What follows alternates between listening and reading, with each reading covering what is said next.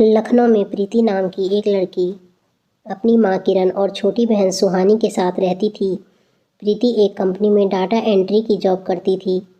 प्रीति 4 साल से एक ही पद पर जॉब करती थी। प्रीति का बॉस अंकुर प्रीति को बहुत पसंद करने लगा था, लेकिन वह कभी प्रीति को ये बात नहीं बताता था। वह डरता था कि कहीं प्रीति को बुरा न लग जाए।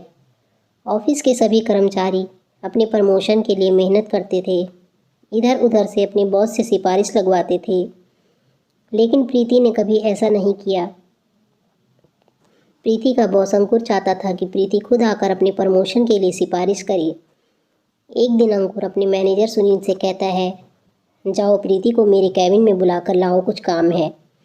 सुनील प्रीति के पास जाकर कहता है, प्रीति तुम्हें अंकुर सर ने अपने कैबिन में बुलाया है।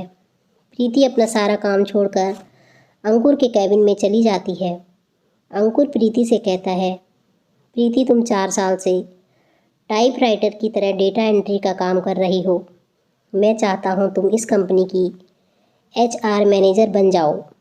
यह बात सुनकर प्रीति के मन में लड्डू फूटने लगते हैं और वह बहुत खुश हो जाती है। अंकुर से कहती है, thank you sir, thank you so much. मुझे काम कब से शुरू करना है? अंकुर कहता है, कल से। प्रीति अंकुर का शुक्रिया अदा करके अपने कैबिन में जाकर सारी फाइल सबमिट कर अलमारी में रख देती है और वहाँ से निकल जाती है।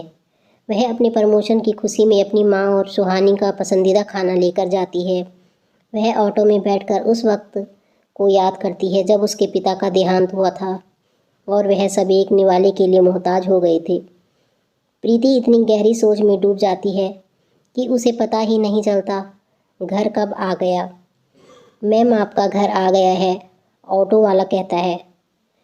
प्रीति उस ऑटो वाले को पैसे देकर अपने घर में जाती है। सुहानी प्रीति के हाथ में बहुत सारी खाने की चीज़ें देखकर जैसे ही पूछने वाली होती है, प्रीति बोल देती है, माँ मेरा प्रमोशन हो गया है। अब हमें पैसों के लिए तरसना नहीं पड़ेगा। पूरी 25,000 की सैलरी हो गई है मेरी। अब तो मैं अपनी बहन को अच्छे स्कूल में पढ़ाऊंगी और डॉक्टर बनाऊंगी। किरण भी बहुत खुश हो जाती है। उन तीनों की खुशी का ठिकाना नहीं होता। अगले दिन जब प्रीति ऑफिस जाती है, तब सभी लोग प्रीति से जलने लगते हैं कि इसे बिना सिफारिश के ही अच्छी पोस्ट कैसे मिल गई। प्रीति के ऑफिस में एक लड़की थी, संध्या। उसने कंपनी में अपनी ऊंची पोस्ट कराने के लिए आते ही कंपनी के मैनेजर शुभम को पटा लिया था।